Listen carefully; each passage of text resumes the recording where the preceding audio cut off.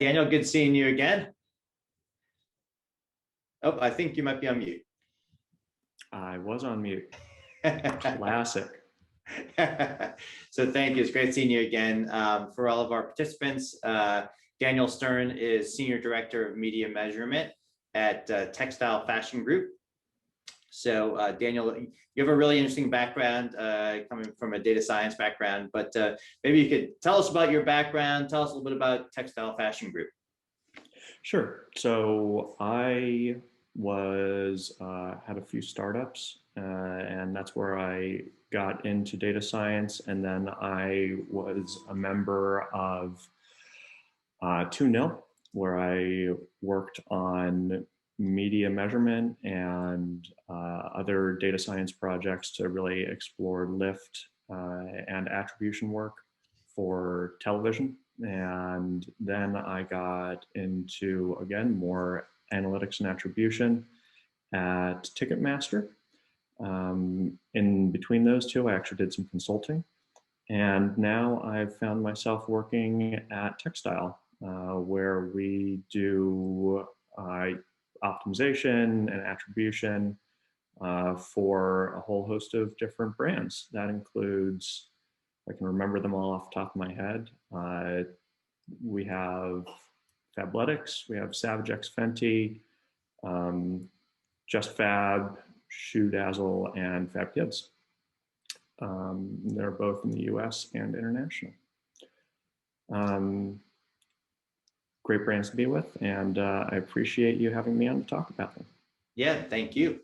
So we were actually talking before, and you had said you're not perhaps as concerned about the move to kind of this cookieless world for a lot of different reasons. And so I'd love to kind of jump right into that and let you kind of take that whole topic on of kind of, why doesn't this maybe concern you as some others? Yeah, that's right. So I believe that we're actually in a really good position moving forward, because while Pixels have been very supportive of the industry, what we're able to do is use more of a probabilistic methodology to inform our strategies. And these methodologies have been around since, well, they've been really well understood since the 60s. But we've had regressions for top-down models since that was first really well understood in the 1800s. And we've gotten a really strong, well-structured statistical understanding of them in the 1900s. And now with machine learning, we can really rapidly deploy analytics against our media spend in really fast iterations. So we're in a position where we're really not in a need, we don't need to worry about not having our pixels anymore. So there are some trade-offs though. So pixels were giving us a day over day perspective on our media spend and its relative efficiency. However, our view of the value driven by media from pixels is, it sort of doesn't have its own baseline of relative value, which is much less, it's hard to have an understanding of how you should be relatively distributing your spend from one channel to another. The value of having these probabilistic models is it allows us to understand how we should be relatively distributing our spend. So ultimately, I think this is actually more valuable, these methodologies that we should be moving towards. Great. Now, so, I think we've heard two things pretty consistently with everyone we've talked to. One is you may get less data less frequently, right? Mm-hmm. But that's okay. So I think the analogy we may have talked about was day trading before, but you get less information less frequently, but it's better information and more rich and actionable. So, I mean, is that a fair way to put it? Yeah, I'd like to think of it as day trading versus swing trading or intraday trading. We've had a tendency to really be pulling the levers whenever possible. But what we're going to be doing instead is we're going to be looking from a broader perspective, and we're going to be making decisions based on, instead of what's yielding us the best results today or tomorrow, we're going to be looking at what has the greatest value based on carryover and is leading to long-term returns. And that also goes back to the difference between a pixel, which looks at value in 1 day or 3 days or 7 days, possibly 28. But the difference between that and a top-down model, which really looks at long-term yield to your brand. And how critical is zero-party data and first-party data? The ability to collect it, the ability to manage it. How critical is that to that shift from kind of day trading to kind of long-term investing? So when you're looking at first-party data, I think there's a couple different ways to look at its importance. First-party data is going to be important if you want to have a customized user experience. And I think that's actually a great transition to value that something like SheerID allows you to make it so that you're providing very great experience when somebody lands on your site, and you can ensure that you're getting customized offerings or discounts for somebody. But then there's another side of first-party data, which is for the company that's actually running the ads for you. And there's an arms race for each of these different channels to be the most efficient. And I think we're moving in a direction where, since we're not, as a brand, on the brand side, I'm thinking, okay, I'm not going to be pulling these levers every day. I'm just going to be evaluating the efficiency of each of these channels.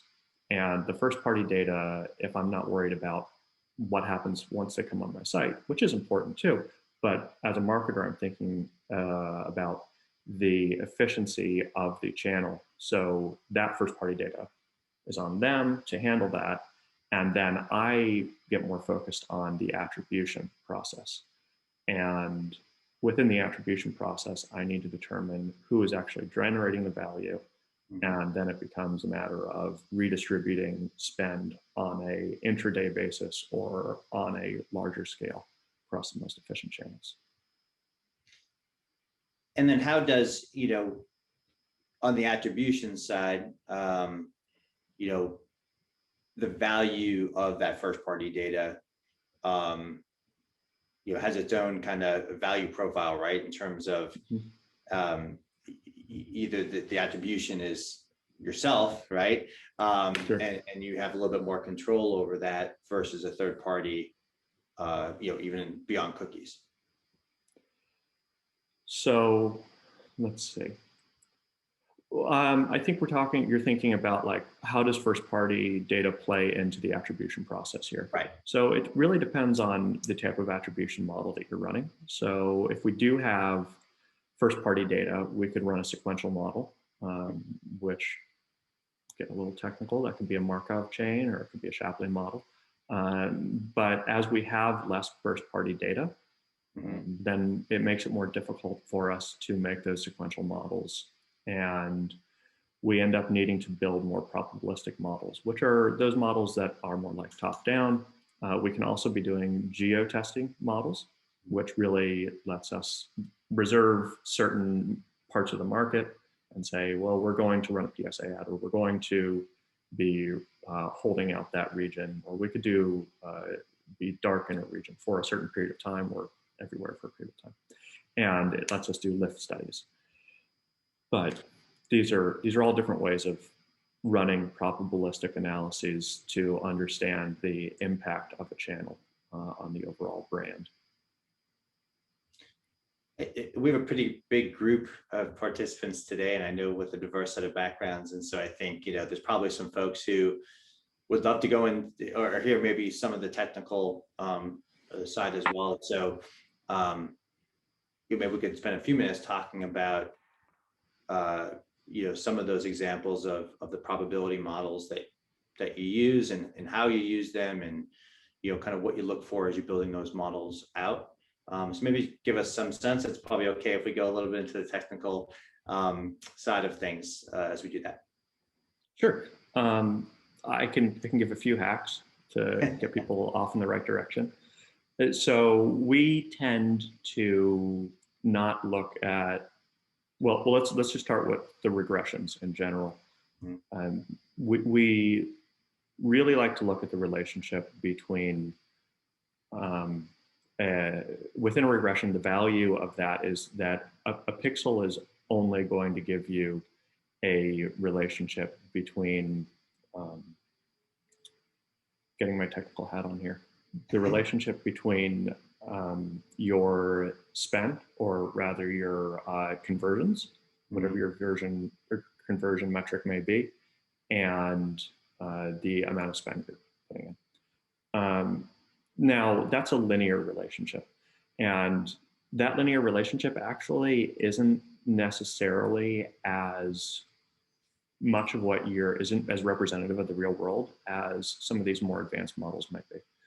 So if you're getting into more of the regression world, what you're able to capture are some of the more sophisticated concepts, such as diminishing returns. So I'm sure some people are familiar with this, but I'll just review it quickly. Diminishing returns is the idea that as you spend more, or as you deliver more impressions, or you have more frequency, all the similar concepts, then what you're going to be doing is you're going to have a reduction in efficiency.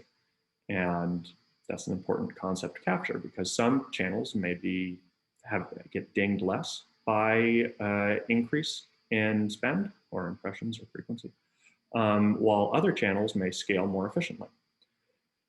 And there's a second concept that's really important, which is the idea that there's carryover. So it's also called ad stock. And some channels give you most of your return on that day where you spent the money. Some channels, it takes a really long time for that return to come to you. We try to approximate that with pixels by saying, well, let's look at it with a 3-day window, or let's look at it with a 7-day window. And that's effectively saying we believe that the ad stock is occurring within this period of time. But it's a much more blunt way of doing it. And we're saying that we're taking all the credit within a finite period of time, as opposed to saying that the credit is reducing by a function over a period of time. So there's a significant increase in the insights that you can generate by building these models.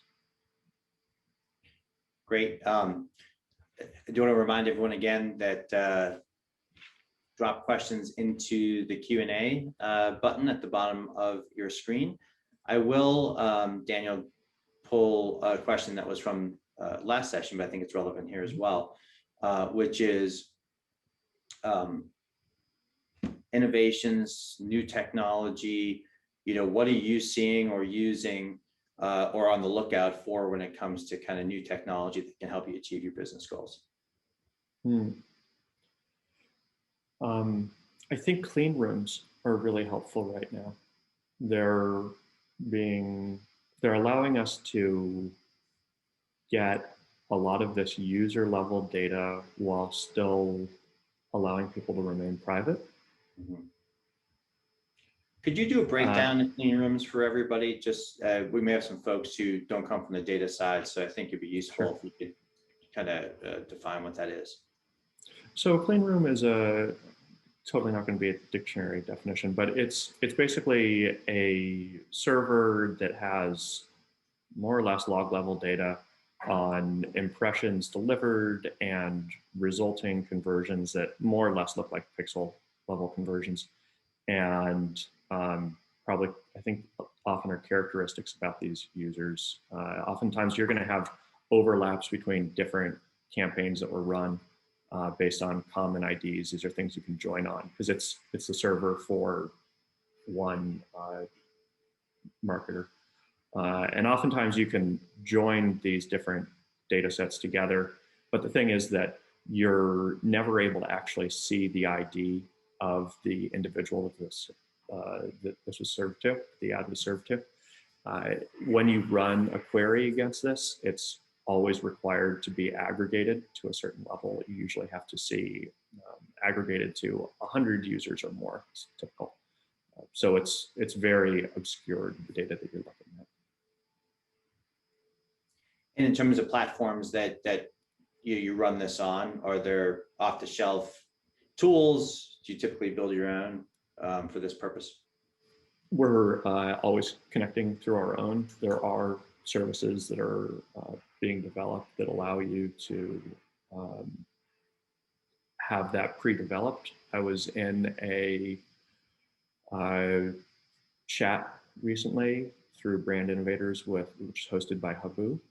Might be mispronouncing that, but they actually build a clean room solution, which might accelerate people into there. Great.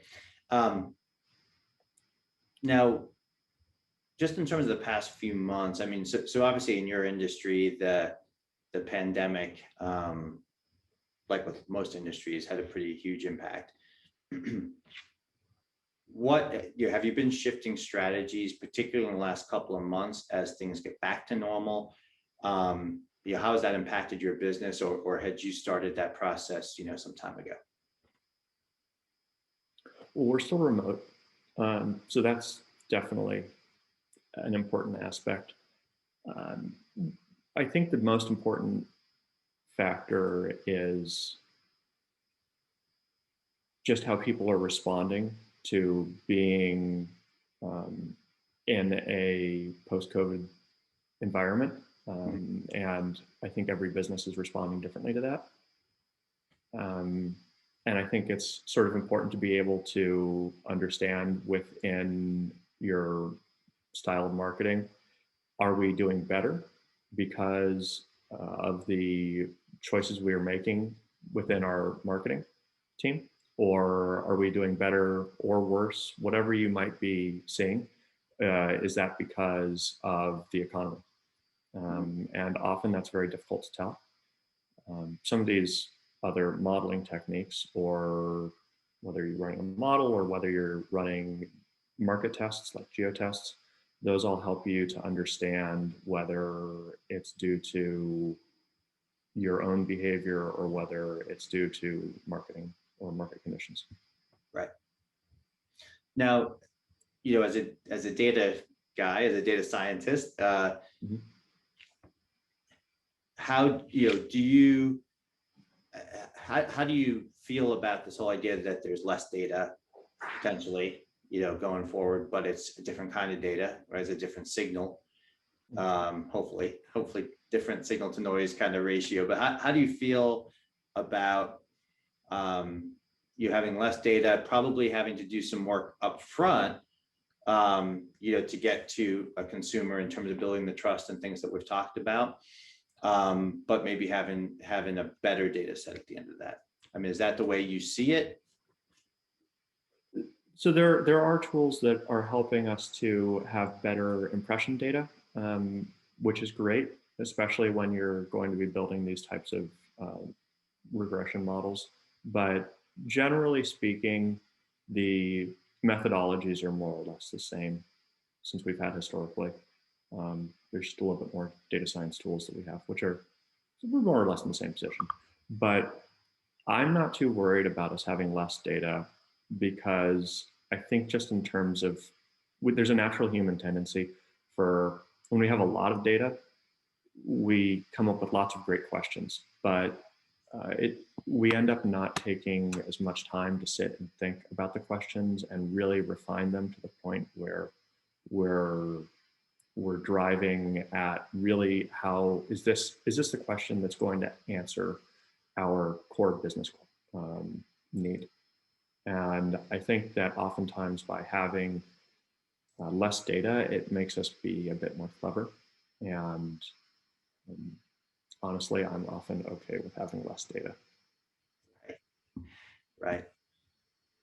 Now, if you looked out ahead, in the next year or two, particularly on the data side, as you mentioned, a lot of the methodologies will probably stay consistent. but maybe the context within which that you apply those methodologies, there's always change. What are you seeing in your space, or what are you maybe preparing for, predicting, anticipating over the next year or two? Are we going to be continuing to deal with the post-pandemic changes in the retail environment for the foreseeable future, or what other types of big kind of macro things do you think you're going to have to adapt to as you look at the business?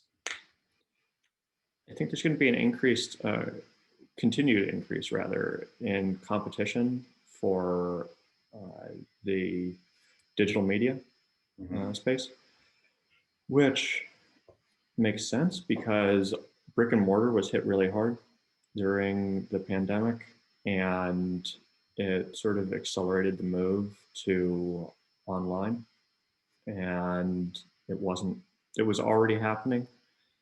And that investment occurred for a lot of big organizations, and it's not an investment that was going to get reversed. And also habits were shifted for a lot of consumers.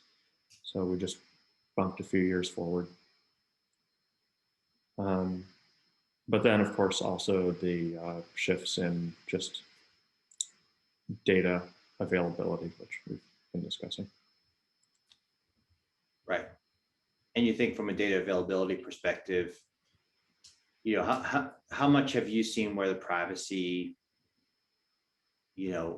environment where we have, laws like in California, they've been on the books now for a little bit, but just starting to come into effect. There's new laws in California coming out. There's new laws in different states, potentially a federal law at some point. How does that all impact what you do? Well, it's caused us to need to significantly invest in complying with privacy regulations, but also ensuring that we have not only like infrastructure, but also have it so that, like on the data management side, but also have it so that users are able to understand what their rights are and are able to access the tools to actually remove their data when they want, and tune up and down the how we manage it. Right. Now, and how about, are you seeing also, I know with a lot of our retail customers, you talked about the pandemic accelerating things that maybe are already underway, or at least certainly on the radar. And that's true not only in our workplaces, but even, how customers interact with retail, companies, right? So not just in store, but really the omni-channel, right? In store, online, the merging of online and in store, buy online, pick up in store, things like that. Has that also been accelerated? And then as you build out, if so, assuming it has, the models, the methodologies that you build out, do they grow more complex in that type of world where you have to have different models, let's say for different customer segments based on, whether they're students or some other, kind of consumer community or different demographics? How does that all impact, what you're doing? It's interesting. We tend not to go down that path of complexity, although I can tell you that when we do build a marketing model, it ends up being more of an economic model to explain the drivers of our conversions. And that economic model is really trying to say what are all of the things that end up causing a conversion to happen. And we want to have a full understanding of that process. So it really can be different, and it will be different for the different types of demographic groups that you're looking at. We look at our brick and mortar stores and our online together at the moment, but as those two grow, that could of course be looked at differently, completely reasonable, because your causes for conversion are going to be different. It's just at the moment our web traffic is such a dominant portion of our business. And that's, again, a trend that's probably may have been there to some extent prior to the pandemic, but certainly took off during the pandemic. Absolutely. But I would imagine that for a lot of businesses, it would be appropriate to break those out separately. Right, right. But you look at them all as one. By the brand. Yeah. Yes. Great. Let me just really quickly check to see if we have other questions that have come in, and also again to remind everybody, we've gotten some really great questions in, so please continue to use that the Q&A button to drop additional questions in. And so here's one around leveraging, and Daniel, this might be outside of your specific kind of realm, but well, I guess not from a measurement standpoint, but when you look at maybe newer channels for advertising, social media or things like TikTok, are you leveraging those types of channels, and how do you measure the impact of those? Do you use the same kind of benchmark that you would use for other types of channels, or is it different? How do you approach newer types of channels like those? It's a good question. It's often difficult to do because it could take a bit of an investment. If you want to do a really fast test, I've used methodologies called causal impact in the past, which is basically a way of looking at the effectiveness of that channel with comparison to basically, it's like you can look at how your products are selling through that are attached to that one channel with respect to some other products that are not being sold through that channel. And you basically look at how they vary over time. And if you see that the products that are sold through that one channel spike right when that one channel is turned on, say TikTok, then what you're able to do is you're able to also adjust for seasonality. It's a really easy way to get up and running with your analysis. It doesn't cost a lot of money. There's also the more scaled way, which would be using geotesting. That'll cost like $100,000 to do a test that way. Or you can build those regression models that I was talking about, but that requires you looking at your entire brand all at once. And that requires a lot more time. So a geotest would take about, what was it? That would take about 30 days. And a top-down model would take you about 6 months to collect that much data. So there are all different ways of collecting what you need to roll into a new channel. Now, our last speaker, Shiv, was talking about how he felt like one of the positive impacts of kind of this current evolution that we're going through is perhaps companies looking at things in a more longer term perspective, less transactional, more long term, and taking that view from your own ROI perspective, right, where you're putting money.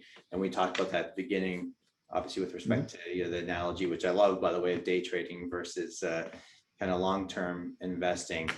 So the question I have is kind of taking that one to the next step. Do you think that's a trend that's durable, that's here to stay? Do you think, from where you sit, as far as, how companies and organizations are managed, do you think that that's something that's going to be a trend now that's here to stay for a while? I think it will be a transition to the intraday trading level. I don't imagine that most companies would shift to the long-term, like yearly transaction trading. But it really depends on the business specifically, and it depends on the mindset of the leadership. Right. Well, and to your point as well, a lot of companies, retail, especially there's seasonality, right? There's lots of different things, right? I mean, how we all look at our businesses differs at different points in time. Yeah. So, I think, as you mentioned, you've been kind of a lot of different, you've had a lot of unique backgrounds and startup and things like that. What do you see, there's certainly some things I assume that are unique to retail. We've had other speakers talk about things that are unique to their own businesses, like streaming media. From where you've been with a diverse kind of set of experiences, and where we're going, I mean, what are the things that will just always be bedrock in your view in terms of, how you look at measuring effectiveness or ROI or, anything like that? I mean, what are a lot of what we've talked about is back to kind of basics in terms of customer journey, user experience, delivering good quality products, those types of things. What do you see as things that are just always going to be true?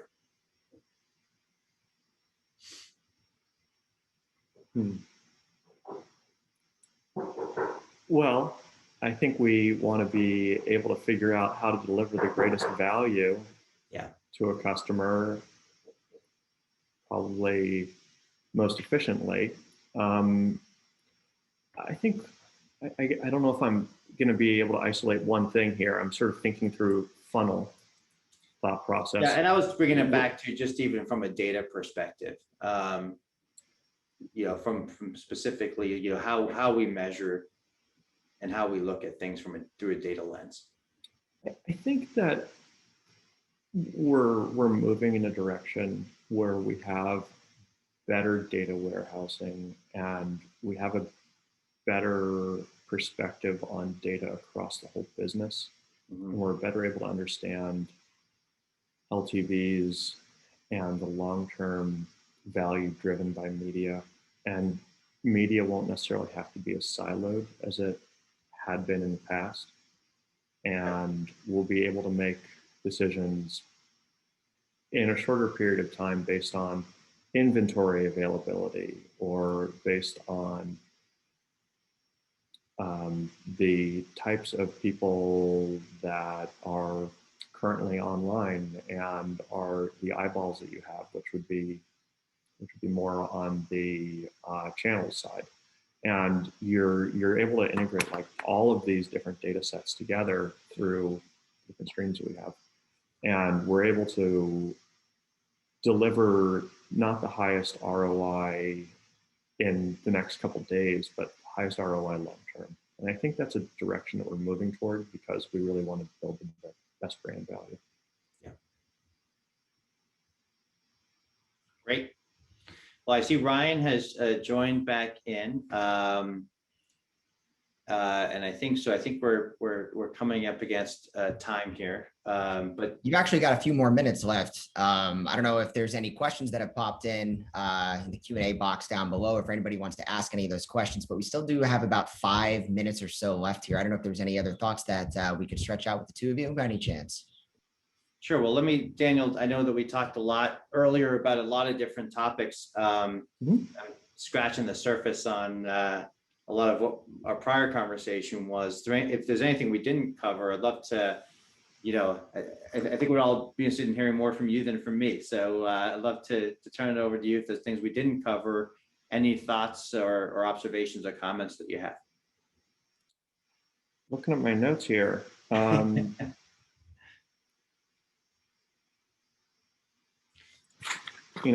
I think overall that this transition is fine. I think I've said it before, but it's not a big deal. Like we're heavily dependent on pixels, and pixels are great. But that is because they give us that short-term view. I think the best way to go is to have a combination of pixels and these longer-term perspectives combined, so that we're able to have pixels that are really calibrated to their true value. And there are lots of different ways of doing that calibration with these probabilistic methods. And I think that's a lot of what's missing from the toolbox that people have. But once you do that, then it's okay if you have a shorter window on your pixel or a longer window, and you end up having a more robust program that way.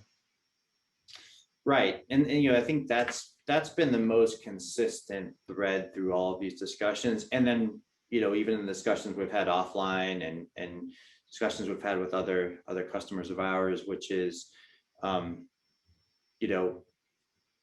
a lot of concern, maybe a lot of work up front to move away from, the world that we've been in for the last decade or so around, third-party cookies and that type of approach for targeting. But there doesn't seem to be a lot of concern out there, right? It's hey, there's some work to do up front, but that work will be worth it because it's time to move on. And, we're going to come out the other side, frankly, with a better product anyways, in terms of the data and the insights that data is going to give us. And because it's naturally moving everybody, that's almost at a society level, really consumers in this bucket as well, it's moving everybody more to a place of it's a relationship now between consumers and companies, right? And all that goes along with that, with trust and so forth, versus as Syed put it in his opening remarks, a personalization based on surveillance or stalking, right? It's more of a two-way partnership and relationship, and that's a good thing. So whatever the work is that we have to do to get us there, it's going to be worth it in the end. Completely agree. Yeah. So I think we're all aligned there. So Daniel, thank you so much for all of your time. We appreciate all of your insights.